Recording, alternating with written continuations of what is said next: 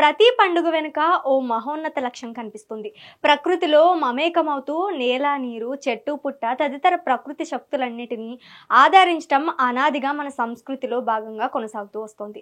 నిజానికి ఇదే మన భారతీయ సంస్కృతి గొప్పతనం. దేశమంతా వినాయక చవితి ఉత్సవాలకు సిద్ధమవుతోంది. కడప పాలెంపల్లి గ్రామంలో మట్టి గణేష్ విగ్రహాలను తయారు చేయడంలో చాలా ఫేమస్. గత 40 ఏళ్లుగా ఈ గ్రామంలో పర్యావరణ హితంగా మట్టి గణేష్ విగ్రహాలను తయారు చేస్తున్నారు. అయితే మట్టి వినాయకుల తయారీలో ముసలం పట్టుకుందా? రాబోయే తరాలకు మట్టి గణపయ్య విగ్రహాలు కరువవుతాయా అనే టెన్షన్ వీరిలో నెలకొంది.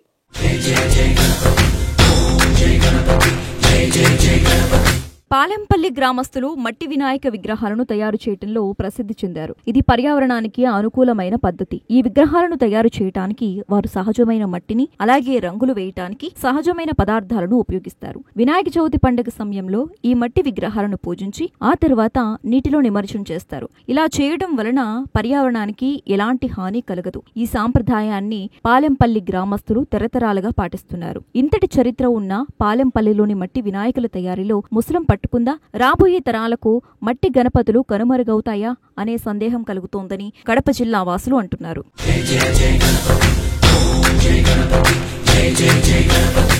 ఏళ్ల తరబడి సాగిస్తున్న మట్టి గణపతి ఇతర రాష్ట్రాలకు చెందిన వ్యక్తులు పాలెంపల్లి సమీపానికి చేరుకుని గణేష్ ఉత్సవాల ప్రారంభమయ్యే కొద్దీ రోజుల ముందు నుంచే పర్యావరణానికి హాని కలిగించే ప్లాస్టర్ ఆఫ్ పారిస్ రసాయనిక ఫార్ములా, కాలుష్యం, సల్ఫేట్, హెమీహైడ్రేట్ రసాయనాలతో విగ్రహాలను తయారు చేస్తున్నారు. అందులోనూ ఖర్చు తక్కువ, ఆదాయం ఎక్కువ కావడంతో మట్టి విగ్రహ తయారీ మరుగున పడవేస్తున్నారని పాలెంపల్లె కుమ్మరి కులస్తులు ఆవేదన వ్యక్తం చేస్తున్నారు. పర్యావరణ రక్షణ కోసం ఎన్నో ఏళ్ల నుండి కులవృత్తిగా చేస్తున్న తమ పనికి అధికారులు కూడా సహకరించడం లేదంటూ వాపోతున్నారు. ఇది ఇలానే కొనసాగితే గనుక మరికొద్ది రోజుల్లో మట్టి గణపతులు కనుమరుగయ్యే అవకాశం ఉందంటున్నారు.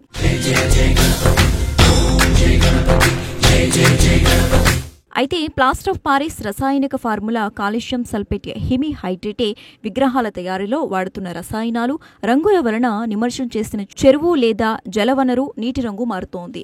ఆ నీరు పంట పొలాల్లో సేద్యపు నీటిగా వాడటం వలన ప్లాస్టర్ ఆఫ్ పారిస్ రంగు పదార్థాలు పంట పొలాల్లో అవశేషాలుగా ఉండిపోయి సారవంతమైన పంట భూమిని నిర్జీవంగా మారుస్తోంది. నీటిలో పెరిగే అపారమైన వృక్ష సంపద, మత్స్య సంపద, జంతు సంపద నశిస్తోంది.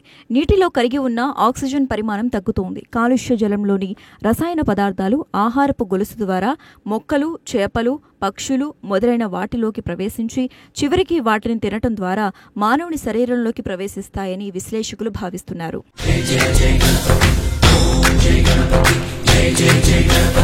ఇక మట్టితో తయారు చేసిన వినాయకుని ప్రతిమ 45 నిమిషాల్లో నీటిలో కరిగినట్లే ప్లాస్టర్ ఆఫ్ పారిస్ విగ్రహాలు మాత్రం నీటిలో కరగకుండా కొన్ని నెలల పాటు ఉండిపోతాయి. మట్టి గణపతి నీటిలో పూర్తిగా కరిగిపోతుంది కాబట్టి అదే మట్టిని ఉపయోగించి మరుసటి సంవత్సరం కొత్త వినాయకులను తయారు చేసుకోవచ్చు. అంటే రీసైక్లింగ్ చేయవచ్చు. మట్టి వినాయకుని పూజించడం ద్వారా రీసైక్లింగ్ అనే ప్రకృతి విధానాన్ని మనం పాటిస్తున్నామన్నమాట. నిమజ్జనం చేసిన ప్లాస్టర్ ఆఫ్ పారిస్ విగ్రహాలను రీసైక్లింగ్ చేయలేము. ఉదాహరణకు మట్టిలో విత్తనం నాటితే అది వృక్షంగా మారుతోంది, మట్టి జీవం పోస్తోంది. అదే ప్లాస్టర్ ఆఫ్ పారిస్ తో విత్తనం నాటితే ఆ విత్తనం చనిపోతోంది, మొలకెత్తదు. ప్లాస్టర్ ఆఫ్ పారిస్ నిర్జీవంగా మార్చే ఒక విష పదార్థం కాబట్టి మట్టితో తయారు చేసిన గణపతి విగ్రహాన్ని పూజిస్తే మంచిదని తెలుపుతున్నారు.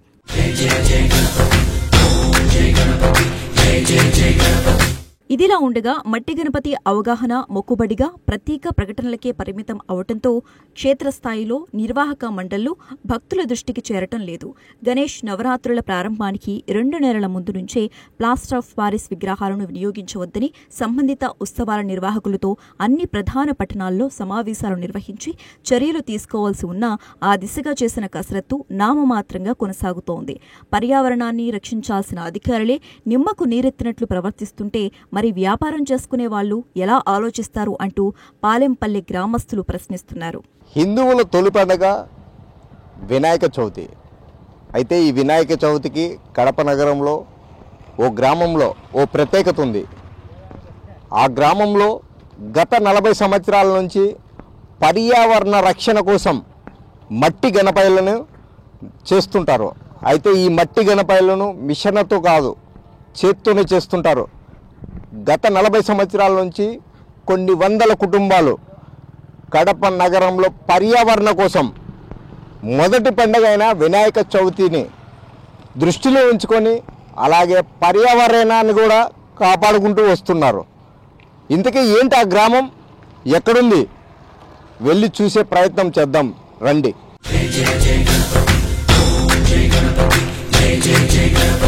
ఇందాక మనం చెప్పుకున్నాంగా, పర్యావరణ రక్షణ కోసమే ఈ గ్రామం మొత్తం పాటుపడుతుంది. గత 40 సంవత్సరాల నుండి పర్యావరణ రక్షణలో భాగంగానే వినాయక చవితికి మట్టి విగ్రహాలు ప్రత్యేకంగా తయారు చేస్తారు. అయితే వీళ్ళ కష్టాలు వర్ణనాతీర్థమే అని చెప్పుకోవచ్చు. ఇంతకీ ఏంటి ఆ కష్టం, వాళ్ళని అడిగే ప్రయత్నం చేద్దాము. అసలు మట్టి గణపయ్యలు దాదాపు ఇప్పుడు కనుమరుగయ్యే పరిస్థితులు ఉన్నాయి. అసలు ఏంటి, ఎందుకు ఆ కారణం ఎందుకు వచ్చిందంటావు? పిఓపి బొమ్మలు రాజస్థాన్ నుండి వచ్చారు, వాళ్ళు రాజస్థాన్ వాళ్ళు వేశారు. వాళ్ళ ద్వారా ఇంకా మా వాళ్ళు కూడా కొంచెం మంది అది నేర్చుకొని అది వేస్తున్నారు. మట్టి వేయడం అంటే ఇవైతే ఒక రోజుకు ఒక భార్యాభర్తలు కలిసి ఒక 50-60 వేసుకోగలుగుతారు.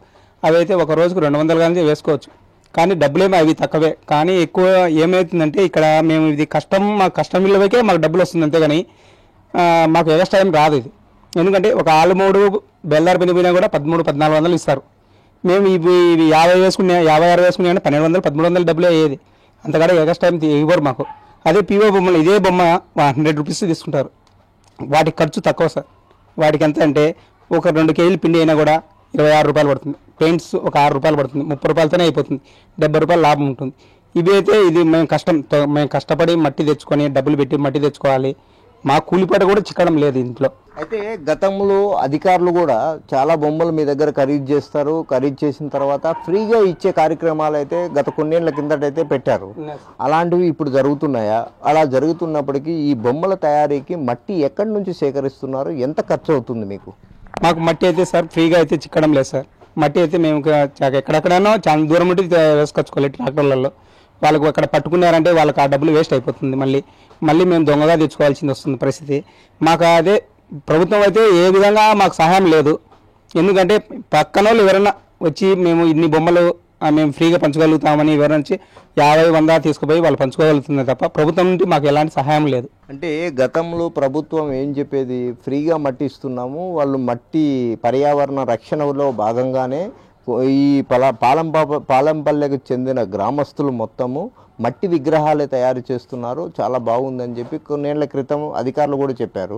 ఇప్పుడు కరోనా వచ్చిన తర్వాత అధికారులు ఏం చెప్తున్నారు? మీరు అధికారులకు ఏమైనా చెప్పారా? మట్టి దొరకడం లేదు, మాకు ఏమైనా మట్టి సహాయం చేయండి అని అడిగారా? చెప్పాము సార్.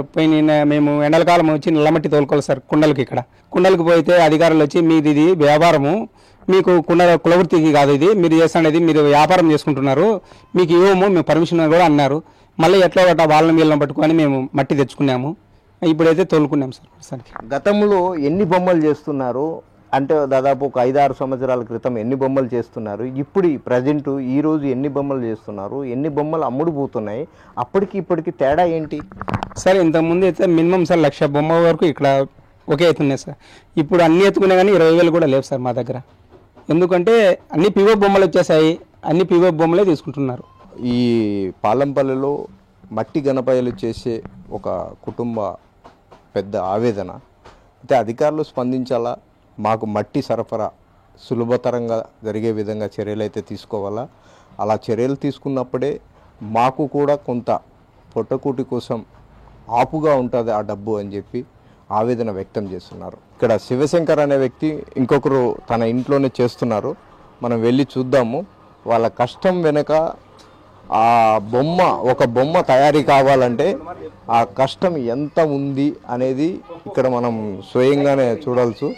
ఇక్కడ మట్టి బొమ్మలకి చాలా ప్రత్యేకత ఈ పాలంపల్లి అంటేనే. అలాంటిది గత కొన్ని సంవత్సరాలుగా మట్టి విగ్రహాలు పూర్తిగా కనుమరుగయ్యే పరిస్థితి ఏర్పడుతుంది.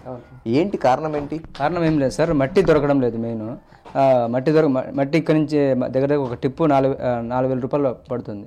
1000 రూపాయలు ఉండేది ఇప్పుడు 4,000 అయిపోయింది. కానీ ప్లాస్టర్ ప్యారిస్ వల్ల ఎక్కువ ఆధారం అనేది ప్లాస్టర్ ప్యారిస్కి ఎక్కువ అయిపోయింది. మట్టిని అనేది ఒక విగ్రహాన్ని మట్టి అనేదాన్ని చులకనగా చూస్తున్నారు.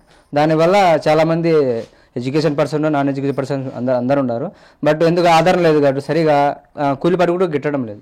దానివల్ల చాలామంది ఈ పనిని వదులుకుంటున్నారు. అంటే ఈ వృత్తి మీరు ఎప్పటి నుంచి చేస్తున్నారు? మీరు ఏం చదివారు? నేను డిప్లొమా చేశాను. 15 సంవత్సరాల నుంచి ఇక్కడ ఈ వర్కే చేస్తున్నాను. పార్ట్ టైం చేస్తుంది, పార్ట్ టైం అంతే. అంటే ఈ వృత్తి అనేది మీ పూర్వీకులు కూడా చేస్తూనే ఉన్నారా? మా నాయన మా అబ్బగారు అంతా చేస్తున్నారు. వాళ్ళు చేస్తూనే ఉన్నారు. వాళ్ళని చూసి మేము నేర్చుకోవడం వల్ల ఈ సీజన్ వచ్చేటానికి మేము చేయడం అనేది జరుగుతుంది. గతంలో ఎన్ని బొమ్మలు చేస్తున్నారు, ఇప్పుడు ఎన్ని బొమ్మలు అమ్ముడుపోతున్నాయి? గతానికి ఇప్పటికి తేడా ఏంటి, వ్యత్యాసం ఏం కనిపిస్తుంది? వ్యత్యాసం అంటే అప్పుడు మట్టి ఫ్రీగా దొరికేది సార్, ఎక్కువ మట్టి ఫ్రీగా మట్టి దొరికేది. ఇప్పుడు మట్టి డబ్బులు పెట్టి కొనాల్సింది వస్తుంది. దానితోడు ప్లాస్టర్ ప్యారిస్ అనేది ఎక్కువ అయిపోయినాయి అనమాట. మా యొక్క యూపీ నుంచి వాళ్ళు వచ్చి ఇక్కడే మొత్తం చుట్టూ అన్ని మండలాల్లో వచ్చి వాళ్ళు వేస్తున్నారు. వ్యాపారస్తులు కూడా పెద్దగా రావడం లేదు. గతంలో అధికారులు మీకు ఫ్రీ బొమ్మల కోసం అని చెప్పి చాలా వరకు 1000 నుంచి 2000, 5000, 10,000 ఇట్లా బొమ్మలు చాలా వరకు ఆర్డర్స్ ఇస్తున్నారు. ఇప్పుడు ఇస్తున్నారు అలా? కరోనా కన్నా ముందు ఇస్తున్నారు. కరోనా వచ్చిన తర్వాత నుంచి అది ఆచరణ లేదు, అది ఎవరు రావడం లేదు కూడా. మరొక కుటుంబంతో వెళ్ళి పలకరించే ప్రయత్నం అయితే చేద్దాము. తను నాగరాజు అని, చిన్న వయసే, వీళ్ళ తండ్రి గారి కాలం నుంచి ఇదే వృత్తి సాగించుకుంటున్నారు. ఈ ఇంట్లోనే ఇక్కడే వీళ్ళు తయారు చేస్తారు, ఇక్కడే వైట్ పెయింట్ వేస్తున్నారు. దీనిపైన మళ్ళా మనం ఈ విగ్రహం ఉంది కదా, ఈ విగ్రహం పైన ఈ మళ్ళీ ప్రతిరూపము బాగా కనపడే విధంగా అయితే నీట్గా ఇక్కడ మొత్తం అంతా కలర్స్ వేస్తారు. ఈ కలర్స్ వేసిన తర్వాత ఈ వినాయకుని ప్రతిరూపం అయితే చాలా నీట్గా అట్రాక్టివ్గా కనపడే విధంగా అయితే వీళ్ళు ప్రయత్నం చేస్తున్నారు. ఇది ఫస్ట్ కోటింగ్. నరాజ్, ముందుకి గతానికి ఇప్పటికి మట్టి బొమ్మలు ఎలా తయారవుతున్నాయి? బాగుందా, నష్టం ఉందా? లేదు సార్, ఇప్పుడు మట్టి బొమ్మలకు అసలు లేదు. పిఓపి విగ్రహాలు వచ్చినప్పటి నుంచి మా హ్యాండ్ మేక్ విగ్రహాలు అసలు గిరాకీ లేదు. దానివల్ల ప్లాస్టర్ ఆఫ్ ప్యారిస్ బొమ్మలు వచ్చినప్పటి నుంచి మా కులవృత్తులు అనేటివి చాలా దయాహీనంగా ఇదైపోయినాయి. మా కూలిబాటు కూడా గిట్టుబాటు కాకుండా తయారైంది. కాకపోతే మేము వేరే పనికి పోలేక, కులవృత్తి పోగొట్టుకోలేక, ఏమి చేయలేని దీని పరిస్థితిలో మేము ఇది వృత్తినైతే పోగొట్టుకోలేక వినాయక చవితికి ఈ బొమ్మల తయారీని అయితే వదులుకోవడం లేదు. కాకపోతే మాకు జీవనాధారం ఇదే, సంవత్సరానికి ఒకసారి. కాకపోతే దీంట్లో అంత మాకు మిగులుబాటు లేదు, అయినా కూడా మేము వదులుకోకుండా చేసుకుంటున్నాం. అయితే గతంలో మట్టి చాలా సులభతరంగా దొరికేది అని చెప్పి ఇక్కడ ఉండే మీ కుటుంబ సభ్యులు కూడా చాలా మంది చెప్తున్నారు, ఈ వృత్తి చేసేవాళ్ళు. ఇప్పుడు ఎలా ఉంది పరిస్థితి? మాకు మెయిన్ ప్రాబ్లం మట్టే సార్. మట్టి అసలు మాకు దొరకడం లేదు. గవర్నమెంట్ తరఫున మట్టి రావాలంటే మాకు అసలు లేదు. మేము ఈ మట్టి తెచ్చుకోవాలంటే వాళ్ళు మట్టి తెచ్చిచ్చే వాళ్ళు దొంగతనంగా తీసుకొచ్చి మాకు 5,000 నుంచి 6,000 రూపాయలు ఒక ట్రాక్టర్కి వసూలు చేస్తున్నారు. ఎవరైనా ఆ అధికారులు స్పందించి మాకు ఈ మట్టిని ఫ్రీగా వచ్చేటట్టు కానీ చేస్తే ఉన్న కలెక్టర్ గారు కానీ, మనకు సంబంధించి ఆర్టీఓ గారు కానీ ఎవరైనా సరే మాకు ఈ మట్టి అనేది దొరికేట్టుగా చేసినారంటే మేము చాలా హ్యాపీగా ఫీల్ అవుతాము. దానికి తోడు పిఓపి విగ్రహాలను బంద్ చేసినారంటే కలుషితం కాకుండా ఉంటుంది, మా ప్రాణహాని లేకుండా ఉంటుంది ఈ జంతువులకు. ఇది మట్టి విగ్రహాలు అయితే నీళ్ళలో కరుగుతాయి, పిఓపి విగ్రహాలు అయితే సంవత్సరాల పాటు కూడా అవి కరగవు, అలాగే ఉండిపోతాయి సార్. గత 40 సంవత్సరాలుగా హిందువులు ఒక ప్రత్యేక పండగ జరుపుకుంటారు, అదే వినాయక చవితి. ఈ వినాయక చవితికి కడప నగర శివార్లలోనే పాలంపల్లెకి ఒక ప్రత్యేకత ఉంది. ఆ ప్రత్యేకతే మట్టి గణపతులు. ఆ మట్టి గణపతులు ఇప్పుడు కనుమరుగవుతున్నాయని పాలంపల్లెకి చెందిన కుమ్మర కుటుంబీకులైతే ఆవేదన వ్యక్తం చేస్తున్నారు. గత 6 సంవత్సరాల క్రితం వరకు కూడా మా మట్టి బొమ్మలకు గిరాకీ బాగా ఉండింది.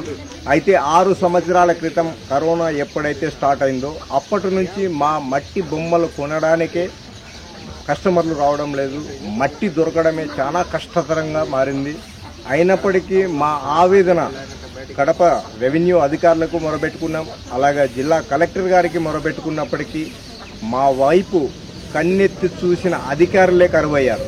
అయితే ఈ అధికారులు ఇప్పటికైనా నిద్ర మత్తులోంచి లేచి పాలెంపల్లె గ్రామస్తులకి మట్టి విగ్రహాలు తయారు చేయడానికి చేయూతన కల్పించాలి, అలాగే మట్టి సౌకర్యం కల్పించాలని చెప్పి పాలెంపల్లె గ్రామస్తులైతే ఆవేదన వ్యక్తం చేస్తూ వేడుకుంటున్నారు. కెమెరా పర్సన్ నాగేష్తో మధు, మెగా 9 టీవీ, పాలెంపల్లె మట్టి గణపతుల దగ్గర నుండి.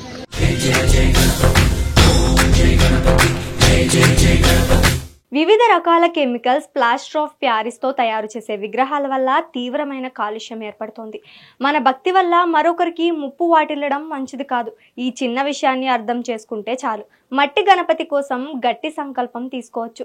గొప్పలకు పోయి మనకు మనమే నష్టపోకుంటే ఉన్న దాంట్లో పండుగ చేసుకుని 10 మందికి మంచిని పంచిపెట్టడం మేలు.